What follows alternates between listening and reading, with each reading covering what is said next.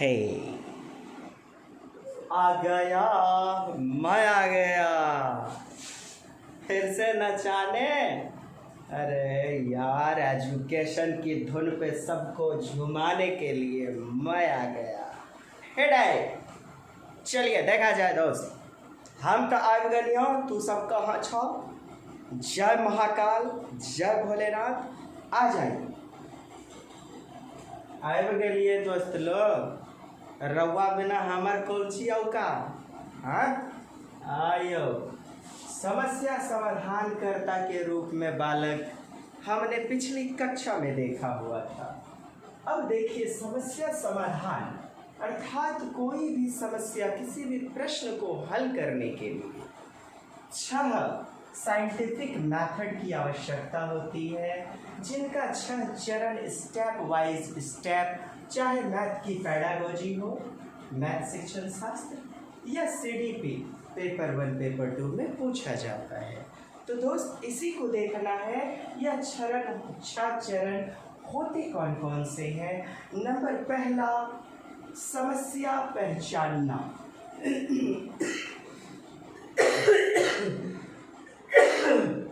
Sorry,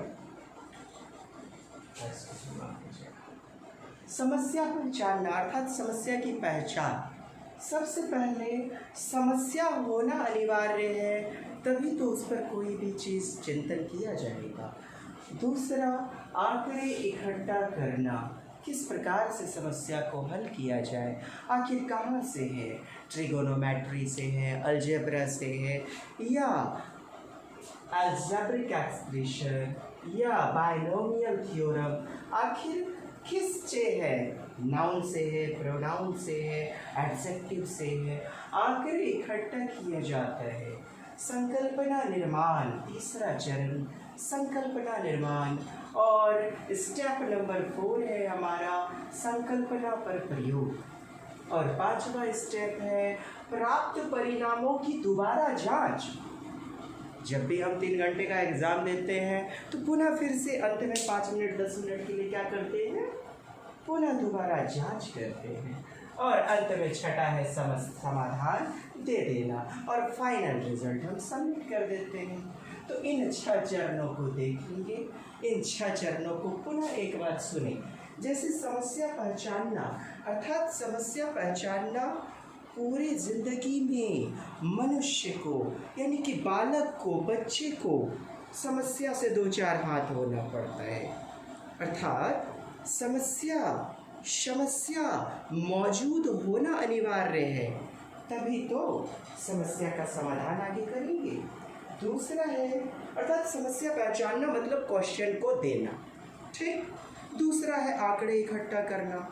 आंकड़े इकट्ठा करता, डाटा कलेक्ट करते हैं क्या, कि समस्या क्या है, समस्या कहाँ से आई हुई है, आखिर समस्या किस प्रकार की है, तो यह है आंकड़े इकट्ठा करना।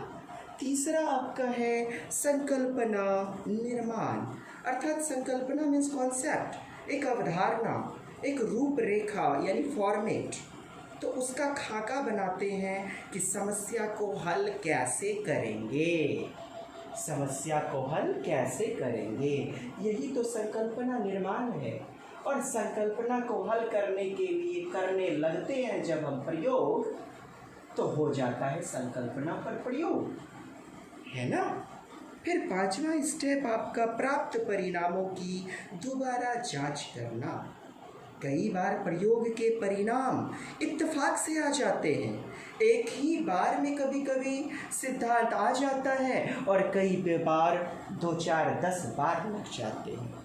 पुनः हम दोबारा उसकी जांच करते हैं, और अंत में समस्या के एक समाधान पर, फाइनली कंक्लूजन पर पहुंचते हैं। तो खैर, नहीं पूछा जाता सीटेट में होता है क्या, बस पूछा जाता है कि इनके स्टेप होते हैं क्या, और उन्हें आरोही क्रम या अवरोही क्रम में पूछ लिया जाता है। That's it. बस इस चैप्टर में यह महत्वपूर्ण तथ्य छूट रहा था, मैंने सोचा कवर कर देते। चलिए देख लेंगे मैथ पेडागोजी में इनके आधारित पूछे गए प्रश्न। अगला चैप्टर पढ़ते हैं दोस्त, लिंग पूर्वाग्रह, पाठ लिंग पूर्वाग्रह या लिंग रूढ़िवादिता या लिंग रूढ़िवाद, जेंडर बायस। कुछ नहीं है यार। लड़की लोगन को देखे थे सती प्रथा में जला दिया जाता था। हाँ, यह पूर्व का आग्रह ही तो है। पूर्व अर्थात शुरू से, जो परंपरावादी रूप से, जो एक ढर्रा पद्धति रूप से चली आ रही प्रमाण है, जिसको कि सत्य कह पाना किसी ऑथेंटिक प्रमाण के आधार पर नहीं होगा लाजमी, नहीं होगा सही। यही तो है पूर्वाग्रह। तो जब लिंग जुड़ जाता है, मेल या फीमेल, नर या मादा, तो कह देते हैं लिंग पूर्वाग्रह, यानी पूर्व से आ रही मांग, आग्रह। जैसे 1829 लॉर्ड विलियम बेंटिक, वो स्वामी दयानंद सरस्वती, राजा राम मोहन राय, क्या क्या था यार। हाँ, सती प्रथा का उन्मूलन, यानी मर गया दुल्हबा है, केकरो मर्द चल गया, अब जिंदा चचड़ी पर जो है अर्थी पर बेचारी जनानी को भी है ओकरो जला दिया जाता था, जिंदा लाश। तो क्या था वह? एक पूर्वाग्रह ही तो था। रूढ़ी से जो चली आ रही प्रथा है उसी को तो रूढ़िवादिता कहते हैं। हाँ, कंजर्वेशन कहते हैं। तो रूढ़िवाद, उसी प्रकार से कोहलबर्ग, जब हमारा कोहलबर्ग चैप्टर आएगा, अर्थात क्या नैतिक तर्कना जिसका पासवर्ड होगा, मॉरल डायलेमा, और जिसके 3 चरण पाए जाएंगे, है ना। 4 से लेकर के 16 वर्ष के बच्चे, 4 से 10, 10 से 13 और 13 से 16, अर्थात पूर्व परंपरावादी अवस्था, दूसरा परंपरावादी और तीसरा उत्तर परंपरावादी अवस्था। तो परंपरावादी आप लिंग परंपरावादी या पूर्ववादी या रूढ़िवादी बोले या पूर्वाग्रह बोले, अर्थात परंपरा से जो चली आ रही ढर्रा पद्धति है, जो जबरदस्ती मनवा देता है हमारा समाज। तो खैर, पूर्वाग्रह वैसा कथन जिसको सिद्ध या प्रूफ करने के लिए नहीं है कोई प्रमाण, वही तो है पूर्वाग्रह। यानी पूर्व से चला आ रहा आग्रह या रूढ़ी से सदियों से चली आने वाली प्रथा या मन गढ़ंत system, that is gender bias. क्या? जेंडर बायस। बायस मीन्स होता है पक्षपात।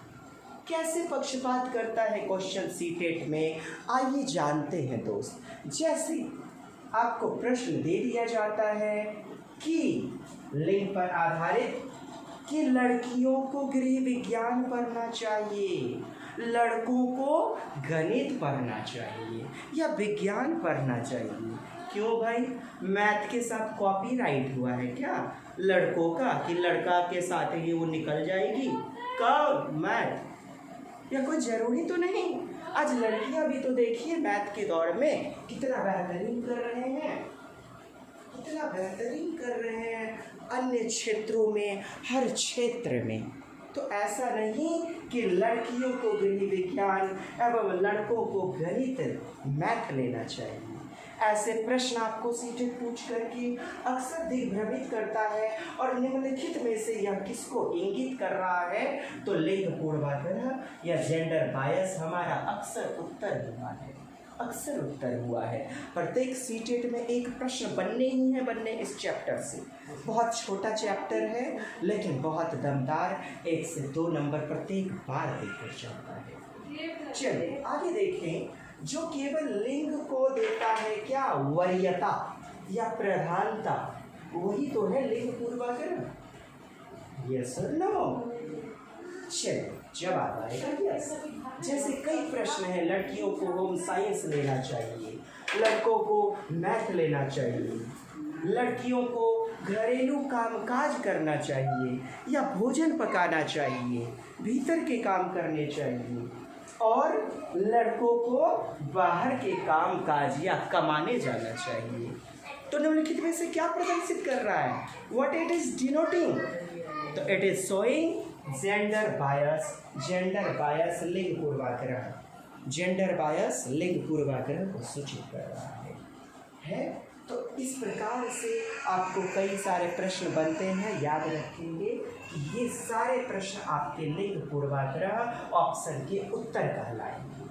अब जैसे कि दोस्त प्रश्न, खैर समझ गए ना लिंग पूर्वाग्रह चैप्टर कुछ है। अरे लड़के लड़कियों में भेदभाव करना, हाँ लड़कियां क्या मिट्टी का ढेला है? अरे माँ दुर्गा का अवतार है, लड़के जो कर सकते हैं वो लड़कियां भी कर सकती हैं। अर्थात होना चाहिए नहीं पक्षपात, अर्थात समानता होनी चाहिए।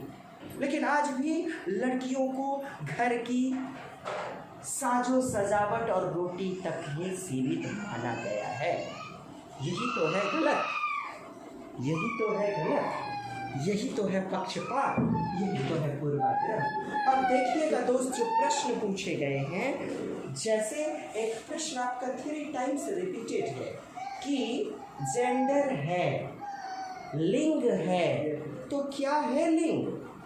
देखिए ऑप्शन एक सामाजिक संरचना है, यानी सोशल कंस्ट्रक्शन है।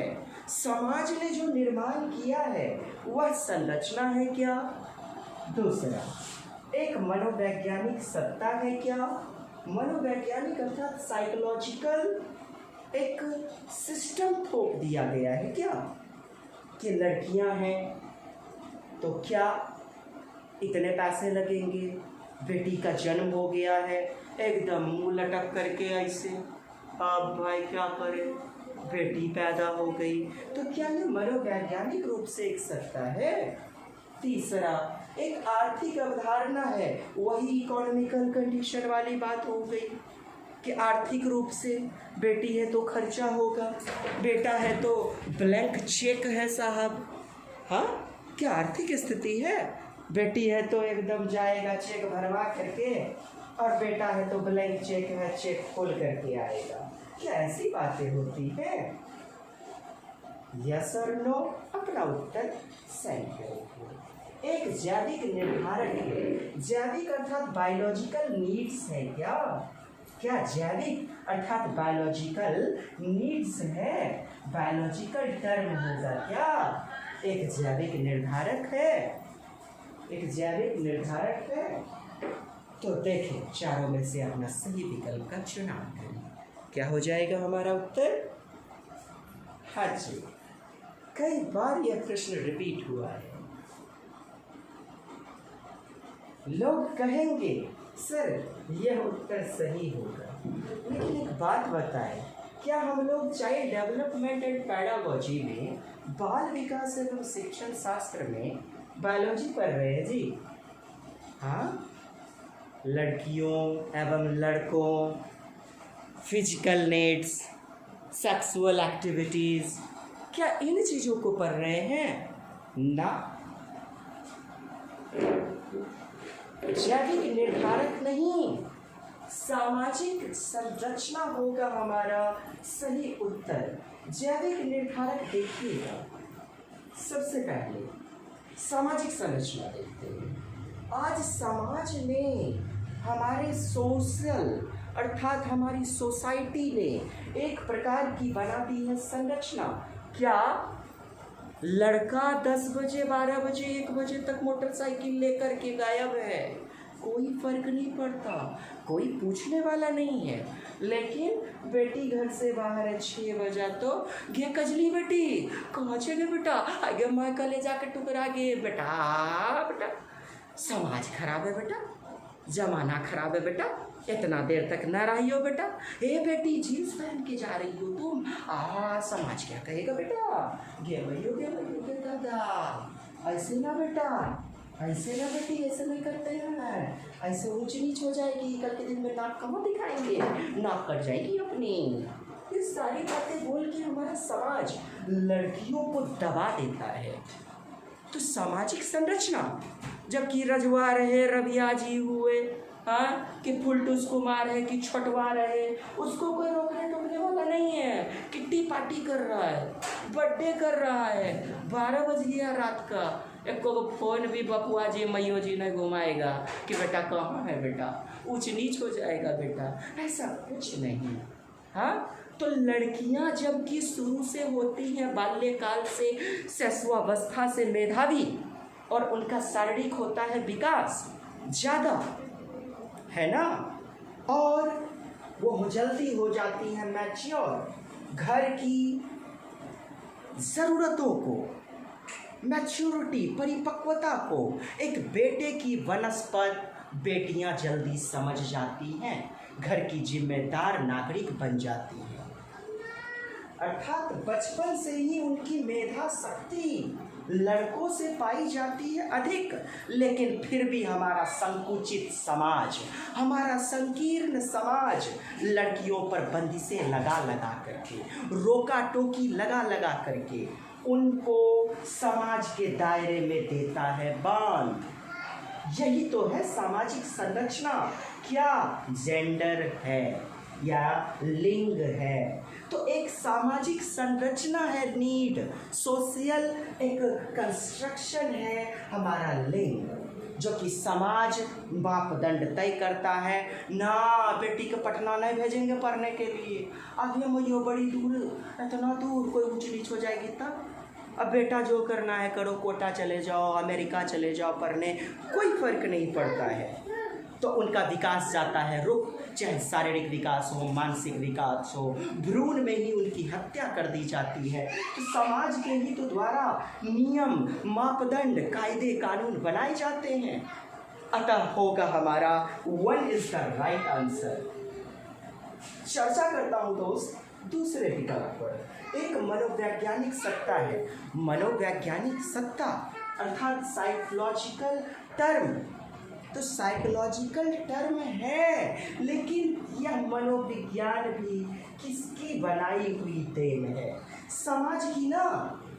समाज ने ही ना यह सोच तैयार की। सीटेट अक्सर आपसे बड़े पक्ष का उत्तर मांगती है, जो 100% हो सही, न कि 80% सही, न कि 70% सही। आपको 100% वाला 100 में 100% पकिया चोर खोजना है, जिसको कोई काट नहीं सकता। इसीलिए 1 नंबर सही होगा, न कि 2 नंबर। मनोवैज्ञानिक सत्ता तो बाद की विषय वस्तु है, पहले समाज के अंतर्गत ही आपको गुजरना पड़ेगा, तब मनोविज्ञान। फिर है आर्थिक अवधारणा। आर्थिक अवधारणा, आर्थिक अवधारणा समाज की ही तो देन है, समाज की ही तो देन है आर्थिक अवधारणा। समाज ने ही तो अमीर गरीब एक उनके बीच मापदंड खींचा, एक रेखा खींचा। इसीलिए यह भी है हमारा उत्तर, लेकिन नहीं है 100%, यह हमारा 100% सही उत्तर। 4 नंबर एक जैविक निर्धारक है, बायोलॉजिकल। यह तो बात सही है, यौनांग की बातें हैं, सेक्सुअल एक्टिविटीज़ की बातें हैं, लेकिन बायोलॉजिकल टर्म्स की बातें हैं। जबकि हम पढ़ रहे हैं CDP अर्थात मनोविज्ञान, जो निर्माण होता है मनुष्य से। मनुष्य, परिवार, गांव, समाज, और समाज नहीं तो मनुष्य, समाज के बिना कोरी कल्पना मात्र है। सो 1 इज द राइट आंसर। सामाजिक संरचना है, समाज की जितनी बंदिशें हैं वह लिंग पूर्वाग्रह लड़के और लड़कियों पर लगाई जाती हैं, लेकिन लड़कियों पर सर्वाधिक बंदिशें, जिस कारण से लड़कियां दबी कुचली जा रही हैं। सामाजिक संरचना हमारा लिंग है, 1 नंबर यानी कि 1 आपका राइट आंसर होगा। 1 इज द राइट आंसर। बस इस चैप्टर में दोस्त इतनी सी बातें हैं। किताब में 6 पेज 7 पेज में मोटा मोटा प्रवचन दिया गया है। बस टर्म को समझ लेना। वो कहते हैं ना, जिंदगी उलाला जालाला, हाँ, समझने भर की देर है, चीज़ें लगती कठिन है देखने में, लेकिन होती नहीं। समस्या समाधान विधि यानी प्रश्नोत्तर विधि, जो कि सुकरात ने दी, प्रश्न में ही उत्तर छिपा रहता है। तो इस चैप्टर को हमने समझा दोस्त, आप लोग की मदद से, भोलेनाथ के सहयोग से। बस लगे रहना है, अपने क्रम को जारी रखना है। अच्छा लगा तो प्लीज़, अदरवाइज मैं भी अपनी झोपड़ी में, आप भी अपने महल में। बाय बाय करूँ दोस्त? हाँ जी, चलिए, लव यू फ्रेंड्स। आज के लिए इतना ही। जय हिंद, जय भारत, वंदे मातरम, नमस्कार।